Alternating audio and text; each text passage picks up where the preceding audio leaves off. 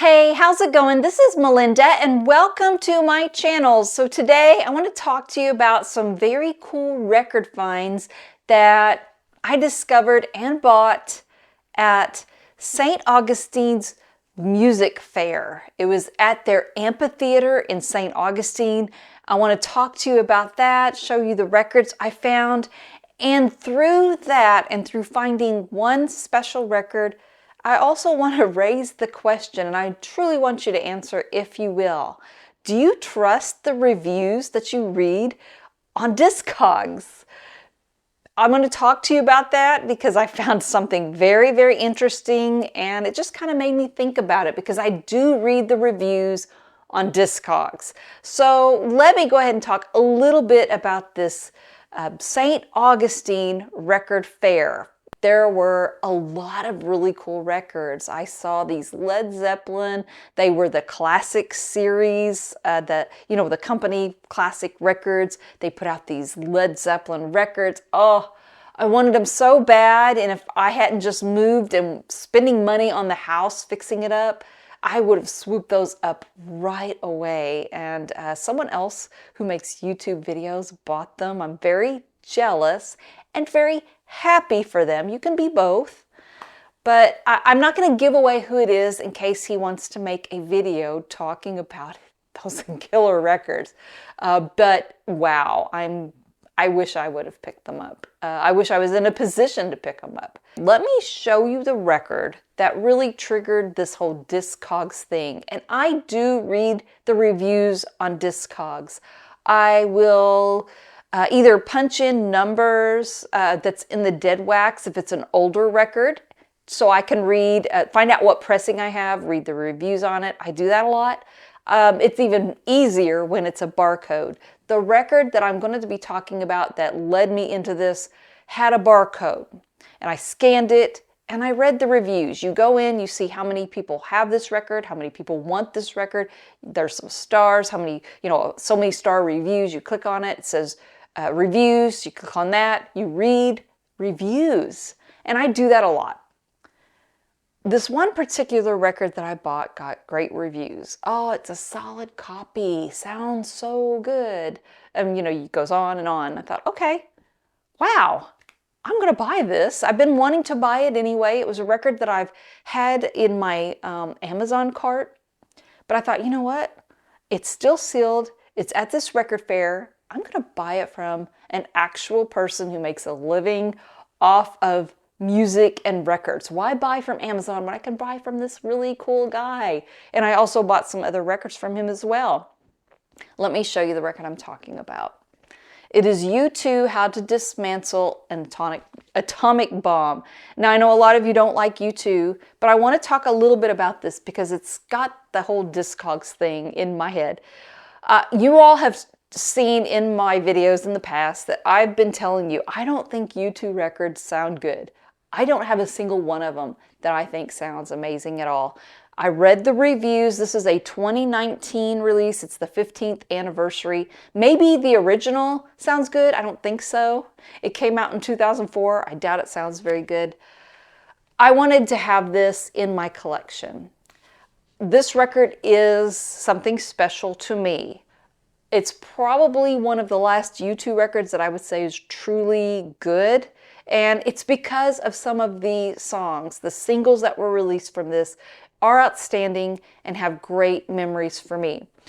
But I just have to say, the reviews of the sound quality of this were extremely good. I don't think I agree completely.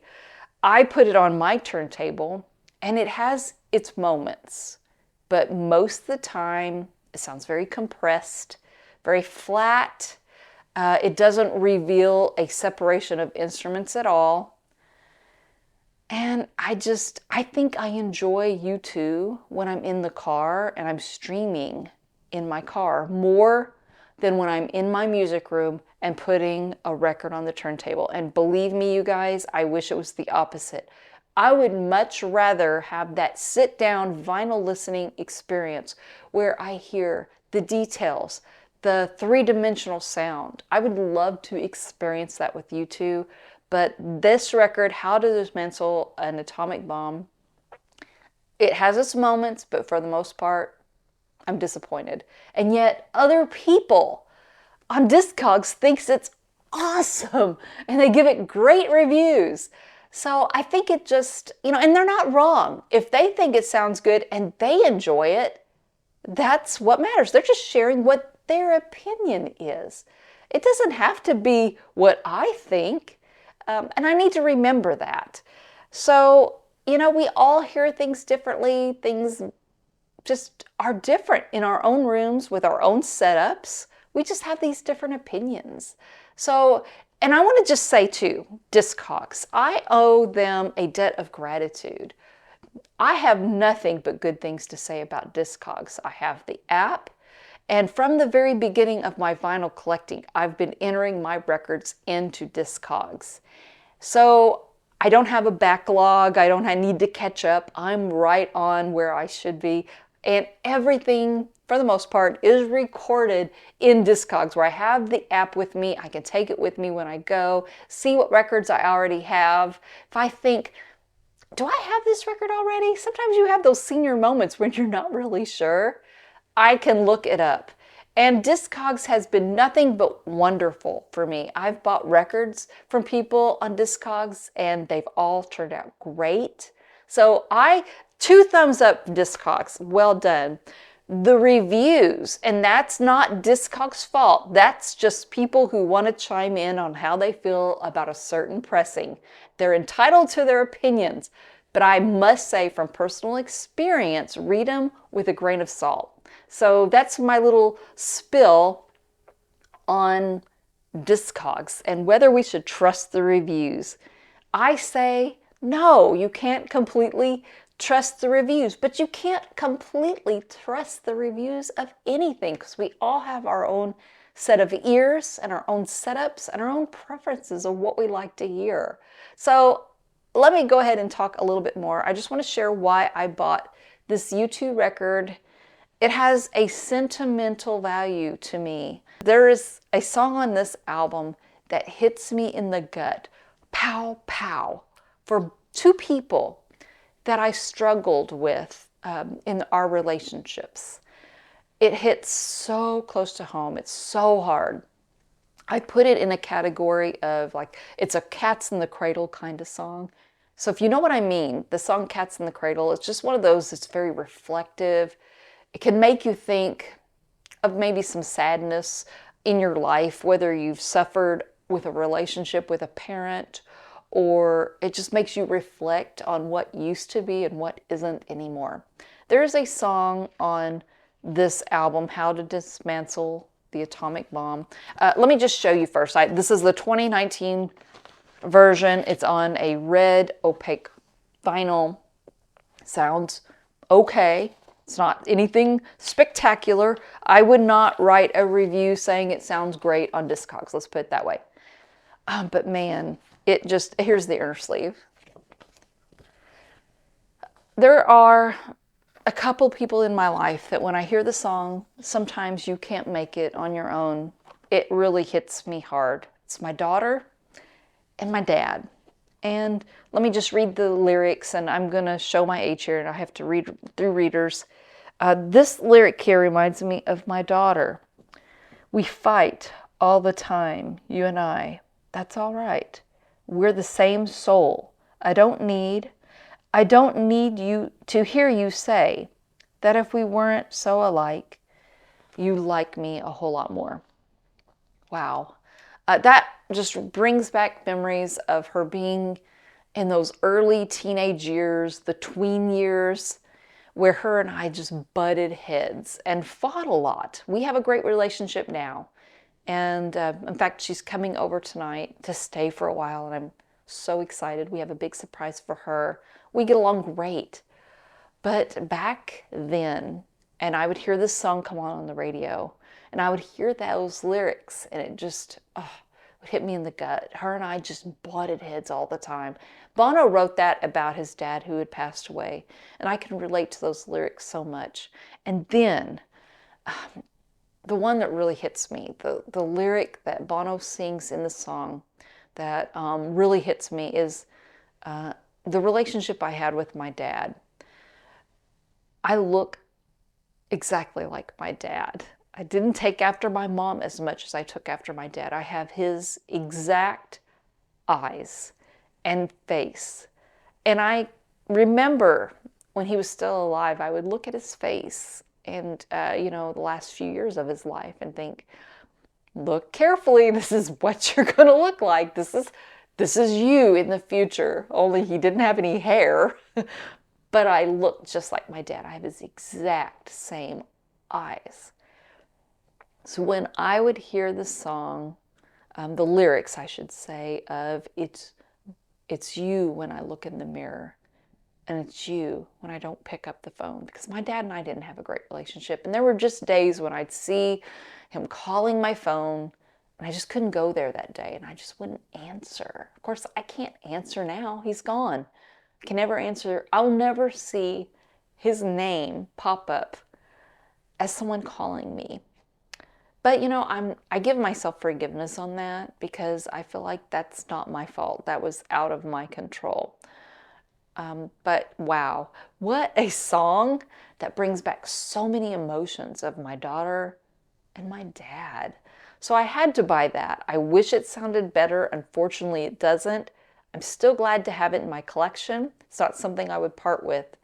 But believe it or not, let's go ahead and move on to a happier part of this video because I found some other really cool records that I'm very excited about. And I bought it from a guy. He just, a couple years ago, I went to the same record fair and I bought a bunch of records from him, and it's the same guy. I want to show you this bag that he gave me. He said it's a little bit of a vintage. It's record surplus. They have record stores in Phoenix, Arizona. In Groove, I don't know. I like the In Groove. I don't know if they still have a record store there. They also have one in Los Angeles. So he gave me this little bag, and I thought that was very cool. So I wanted to show that. So I bought that record, and here's another one that I bought, and it's one I've been wanting for such a long time. Talking Heads, Speaking in Tongues. Now, I did not know, I just thought this one came out like around 1983 or so. This is just one of those records I thought, oh, it'll be easy to find. It should be really cheap. For some reason, this Talking Heads record is never cheap. When I found it, the first time I found it, it was $50. I thought, what? $50? No way. I just think of this as middle range where vinyl was still prevalent. So why is this so expensive? I finally found it at a decent-ish price at this record fair. I had to buy a few records. U2 is one of them. The next one I'm going to show is the other. And I bundled them up and I told him, okay, I'm paying cash. Give me your best deal. So he took off a little bit of money. This is a gold stamp promo of this record. And I say it that way. I know it sounds really dorky.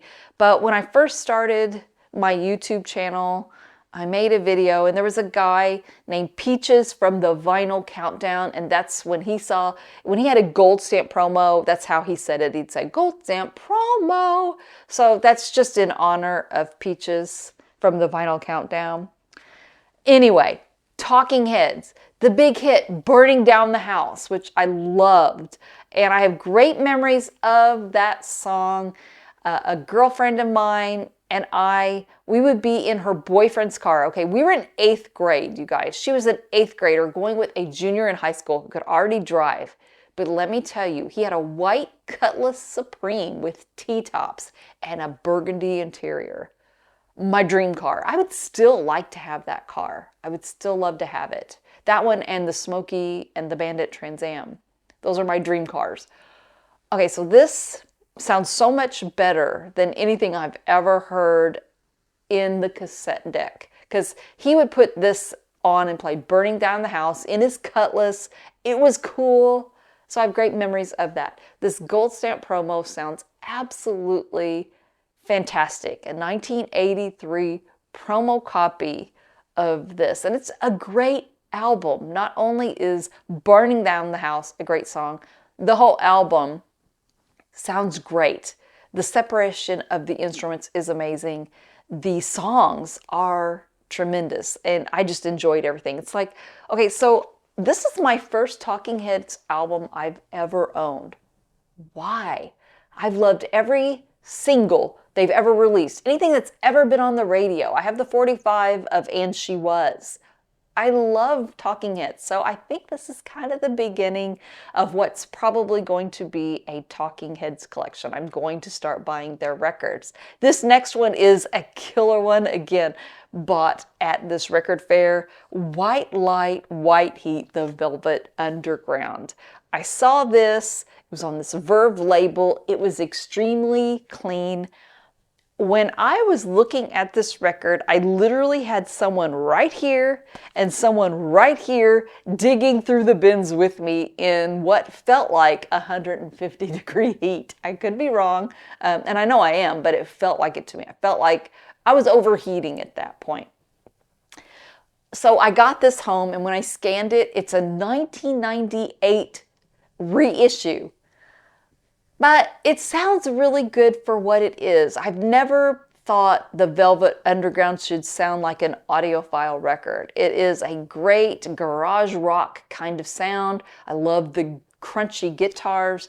I really do love this record, and I have to be in a certain kind of mood for it, but it's really great. Of course, the opening track, White Light, White Heat, The Gift, Lady Godiva's Operation. There's just so many great songs, but I think that's the one where they just kind of talk through the whole song, and I just love those crunchy guitars. It's really, really a good album. Here She Comes Now. It's a really quick song. Maybe The Gift. I think The Gift is the one where he just talks throughout the whole song, and the crunchy guitars, really, really cool. J.J. Cale is on here, and I love this record. It's just absolutely great. Now, there's a lot of long songs on it. I like long songs when they're good. And this last record that I picked up is one that you probably, anytime you go to any record store, you can probably go into the Alice Cooper section and find this record. And I have multiple times, but I've been on the quest for a clean copy. What is it with Alice Cooper fans that they cannot take care of their records? Alice Cooper records always look terrible until yesterday when I was at this festival and I found this incredible record. Lace and Whiskey by Alice Cooper. Now, is it the best record Alice Cooper ever made? No, it is not. But it has a sentimental value to me that I will share with you. For one, it's still in its shrink, you guys. 1977. And it's still in beautiful condition, just like perfect. It looks brand new. Here is the inner sleeve. I love this picture, by the way. I think it's so cool. And the credits, everything about it. And it also comes with this, where you could join Alice Cooper's fan club or order a record. You could order a t-shirt, Lace and Whiskey, just a really cool little insert that came with it, and it's never been touched. The record itself is in perfect condition. How many times have you looked at this record at a record store and you've had to pass on it because it's usually in really, really bad shape?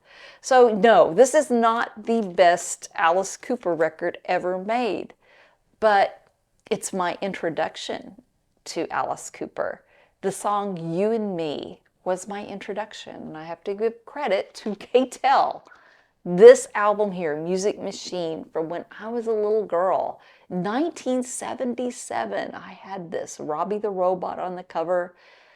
This record, I'd say as far as albums go, I probably, as a little kid, listened to this one more than any other.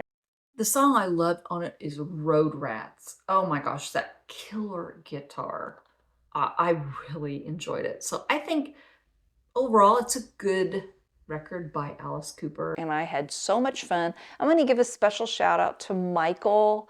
He is someone who comments on my channel often. I got to meet him at this wonderful record fair. He's a great guy, and he makes comments on my channel that are often so funny and so clever that I will pin his comments so that I can share them with everybody.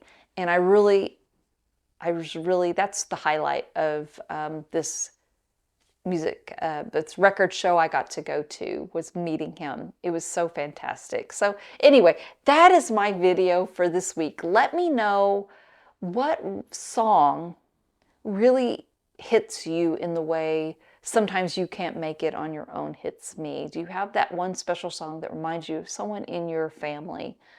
I'd love to hear from you. If you enjoyed this video, please hit the like button. Please subscribe because it really does help my channel to grow. But I want to say most importantly, thank you so much for watching, and I will see you next time. Take care. Bye-bye.